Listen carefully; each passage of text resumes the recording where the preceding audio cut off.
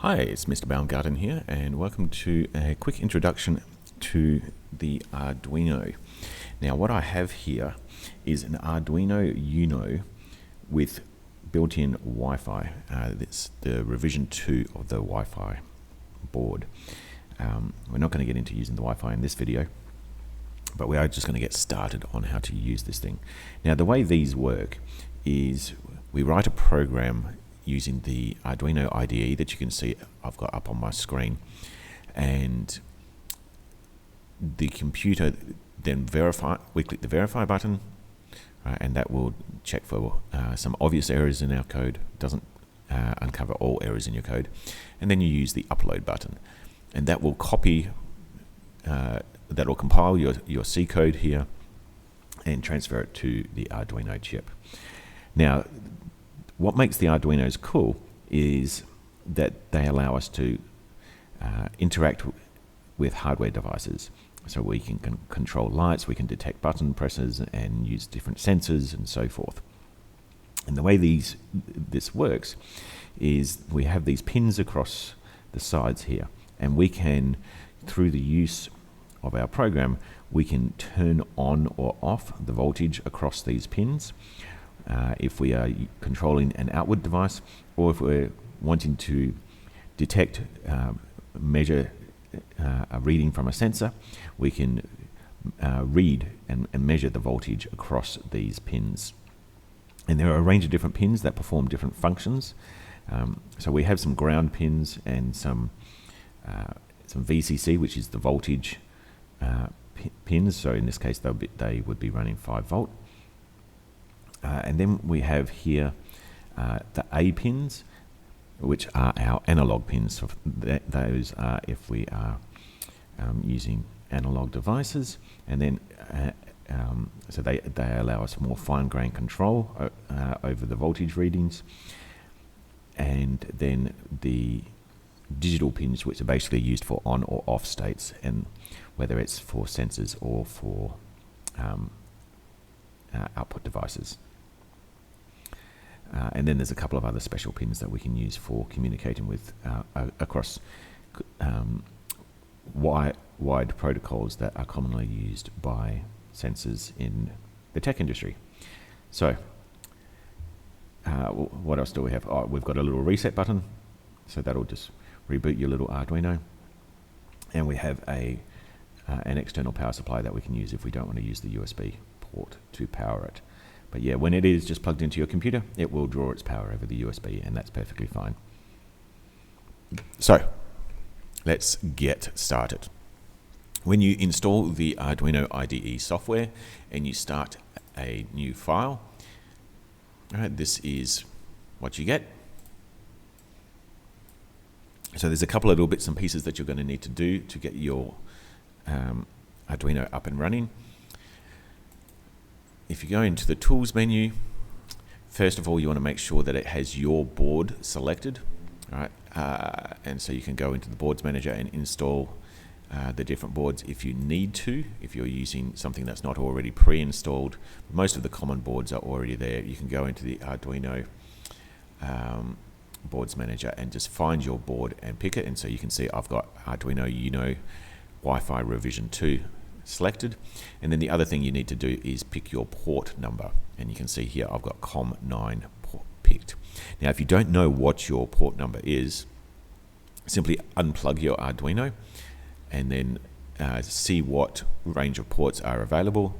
Plug your Arduino back in and you'll see which one has reappeared, because it won't necessarily come up with the name like it has here for me. And then that should get you up and running. Now, if you're following a tutorial that's wanting you to use a library for some kind of device, maybe an LED matrix or something like that, you can install those through the Manage Libraries function here. So that's the other key useful section. And then finally, we also have serial monitor and plotter, so we'll use the serial monitor in this first little piece of Hello World code. And you can see that opens up a window, and any messages coming from the board will get printed here. So let's get our board to print a Hello World style message to us first, shall we? So when we start up our beginner project, we have these two functions. Now the code that you write in the Arduino is based upon the C, or you can actually use C++ language. So if you're used to Python, there are some important differences that you will need to start getting used to. Now we get these two C functions already provided to us. You can see here we have void setup and void loop. So what this is doing is it will, the setup function runs once when you first turn on your Arduino, and then the loop function runs continuously. So it's as if I was just to quickly make up some little comments, and oh, come on, there we go. You know, it's as if we're kind of taking this approach. We're saying run the setup function, and then while true, or like while forever, we want to then ask it to run the loop function. Okay, so the loop is basically inside a while loop that's just going to run forever and ever and ever. All right, so let's get this to print some messages onto our console screen. And so I'll get rid of the comment.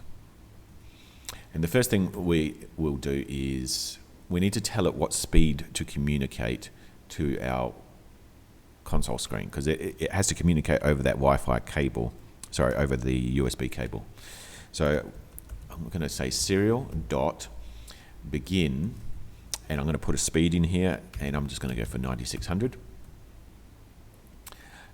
And that needs to match with whatever is on the bottom here of your Windows, so the 9600 board that you can see here. And ignore the messages that it's printing at the moment. It's running old code, which we're about to replace. So you can select different speeds here. So long as the two match, you are okay. All right, and so now into my loop function, I'm just going to come in here and say serial dot, and note the uppercasing on the S. All right, print line, or print ln as the abbreviation for print line. Open up some parentheses, open up double quotes, hello world. All right, and so now if I click verify, it's going to want me to save this project, so hello world. All right, and we can see that here that it's compiled the sketch and says that we are done compiling. We are now ready to upload it. And if I click the upload button, we can see it will now show us the progress. It's uploading to our board. And if I bring the com window over, we can see we're just getting this continuous stream of hello world text printing onto our com window. All right. So yeah, we are up and running. We know we are communicating with our Arduino. Now, obviously, that's not a terribly exciting little program, so let's get it to blink some LEDs. And there is an LED built in onto the board, and so we can start with that, and then we'll start controlling it with our own external LED. So the built-in LED is on pin number 13. So now I need to tell it, because these pins are dual use, they can be used for input devices or output devices. I need to tell it what I'm going to use the pin for. So in my setup, I'm going to say pin mode, and so pin 13 is what I'm going to change, and I'm going to set that to be an output pin. So that then here in my loop, as this is running my code, I can say digital write. So this is, I'm wanting to write to the pin, to a digital pin. Pin 13, I'm going to turn it high, and that's to say turn on the voltage. I can then say let's delay for half a second, and then digital write 13. Let's go low to turn off the voltage, and we can delay for a full second. So what this should do is turn on for half a second and then turn off for a whole second, and then it'll come back up and say hello world again. So verify and upload.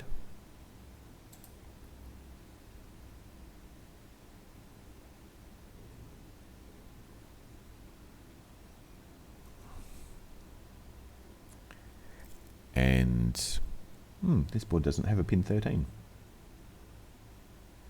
Right, well, to the rescue. You just happen to have an LED here. So pin 13, you can see here the pins have their numbers across them. So pin 13 is this one right here.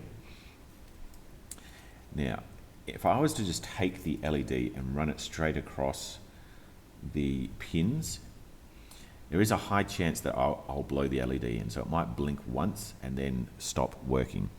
And that's because the voltage that these pins put out is more than is designed for an LED. So normally we would run it through a resistor as well. I'll have a quick go. Sometimes you're lucky and it doesn't break your pin, but it's not good for your Arduino either. So I would not recommend this as good practice.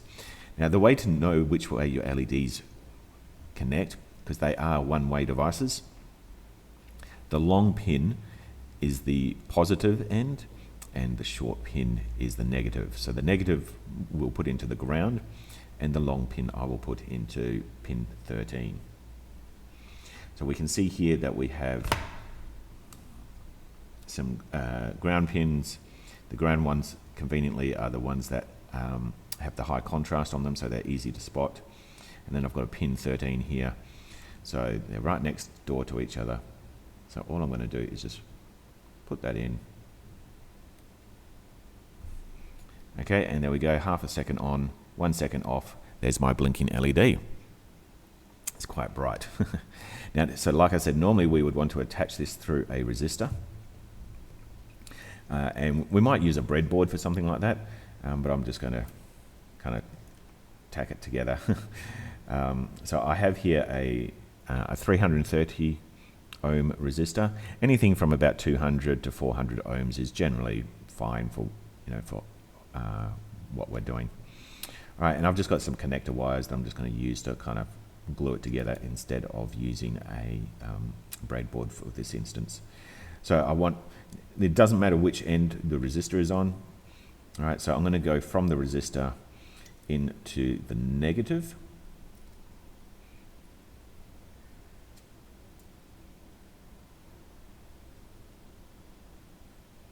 I'm surprised this Arduino didn't have a LED on pin 13. And then I will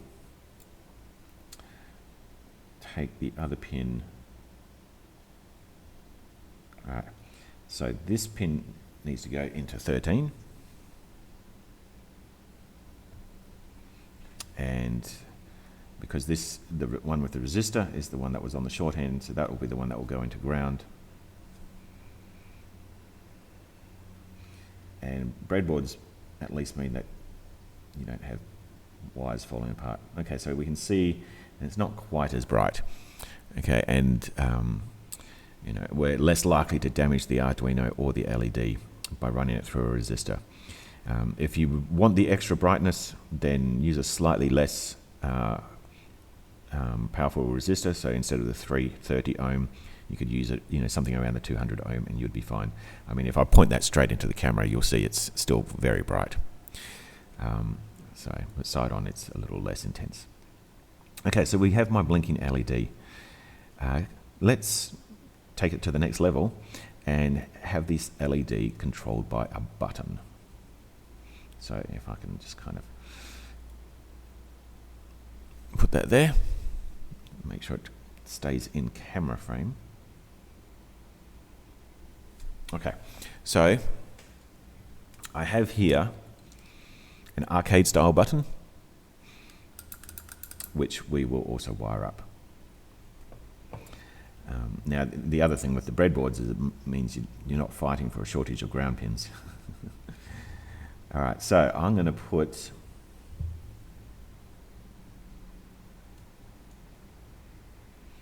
one end into ground, and let's put the other end into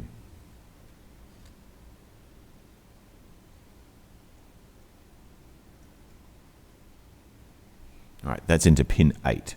I could have picked any of the digital pins and that would have been fine.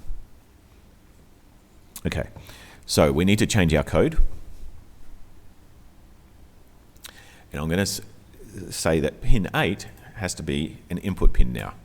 So pin mode for pin 8 is going to be input, but I'm also not just going to use a normal input. I'm going to say I'm using the pull-up resistor, and that will allow a little resistor to be automatically turned on and activated so that I'm not kind of shorting across ground in the pin all the way when I press the button. It just helps protect the Arduino a little bit. This is where you need to know the makeup of the device you're plugging into it, because some devices you won't use the pull-up resistor because they have some sensors, for instance, have a pull-up resistor built into them automatically. So you don't want to use a double pull-up. All right, so instead of this, how about we have it blink when I press the button? Okay, so the first thing I'm going to want to do is to read the button state. And we can put this into a variable. Now, instead of Python, where you just create a variable and then say, make this variable equal to something, with C, we have to specify the type of the variable. And what that means is this variable going to store an integer or a string or a boolean? So we need to be explicit and say to the C language what is going to be stored in this variable. So I'm going to say I'm going to use an integer, which is just int. I'm going to call it state for the state of the button, and I'm going to use the digital read function to read from that pin, and it is pin 8. And then if state, well, actually let's print, because we don't know what we want to compare the if against yet. So let's do it, not system, I'm just thinking back to Java, serial.println. Let's print out the different states that are available. And I'll turn off the LED for now. I'll turn off the hello world code, and we'll just put in a 1/5 of a second time delay. All right, you can just click the upload button and it will compile and do the verify as well for you in that same process. All right, now we can see here we have the number 1, and I'm not pressing the button. If I press the button, all right, we go to 0. So 1, 0. So this is where you might need to test your button out to see what's happening there. So it is 1 when it's not pressed, it is 0 when it is pressed. So now that I know that, I can make some code to work with it. The other thing I could do is save the state and do something when it gets pressed, and then do some, when the state changes, and then do something else when it's released. It depends on if I want code to only run when I press it, and then different code when I release it, or do I want code to run continually while I'm pressing it? It's entirely up to you. So I've got here if the state, so state is 0 is what I'm going to be wanting. So if state double equals 0, close the parentheses. Now all if statement comparisons must be enclosed in a set of brackets. That's also different to Python. And then instead of the colon and the for the end of the print statement, we put everything inside these curly braces. Okay, so whatever I want to happen when this is true, it goes inside these curly braces. So let's make the button, let's make the LED blink. All right, so digital, right, and that was on pin 13, and I want to set it to high, and then we'll delay for 1/2 second, digital, whoops, right, 13 to low, and I don't necessarily need another delay, because if I'm holding it, if I hold it down, I can just have it keep on running through. So we can, and I might just reduce this all the way down to 50 milliseconds. All right, let's run through this.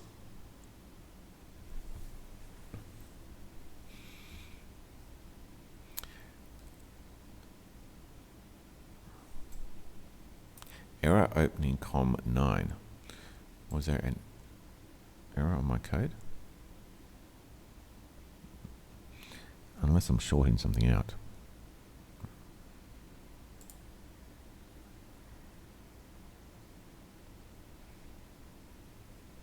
No, it worked. Okay, sometimes that happens and you just need to redo it. Okay, so what have we got going on here? Let's make sure we can see our LED.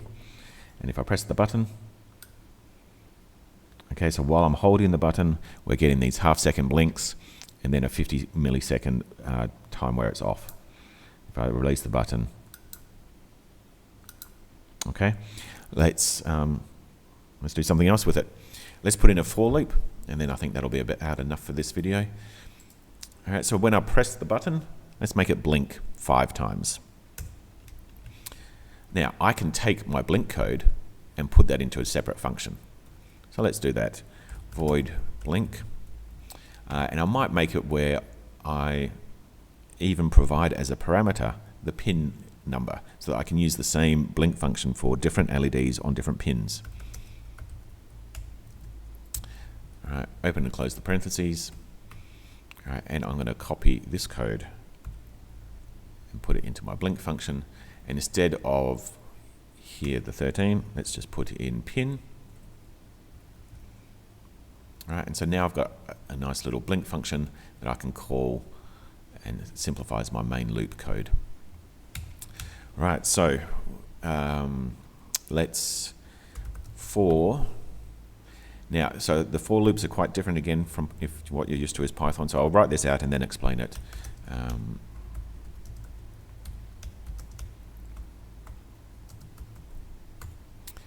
Okay, so this is a for loop. And then in here, we'll say, let's run our blink on pin 13.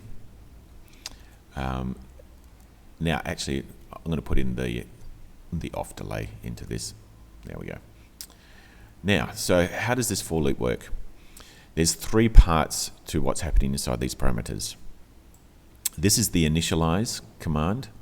This is the comparison command. And then this is the increment at the end of every loop. So basically, we're saying create an integer called I and set it to 0. Run the for loop while I is less than 5. And then after every time we've gone through the loop, this is a one-line trick that says increase I by 1. So it's the same as if I was to write this. Right, and so now if I run this code, when I press the button, it'll blink 5 times. So let's verify, upload, and I'll bring my output across. Actually, what I should even do, let's just quickly add in here, serial.print, are you ready to blink? All right. All right.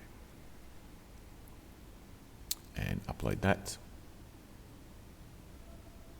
Okay, here's our COM output. Okay, so we're getting all these ones. Let's, where's the LED? And let's press the button. 1, 2, 3, 4, 5. Okay, and then it just keeps on going. Press it again. 1, 2, 3, 4, 5. Okay, so this has been a introduction to the Arduino. I hope you found that useful, and you can take it from there, continue to work through the tutorials and see what you can make them do. They're great fun little devices. So this is Mr. Baumgarten signing out.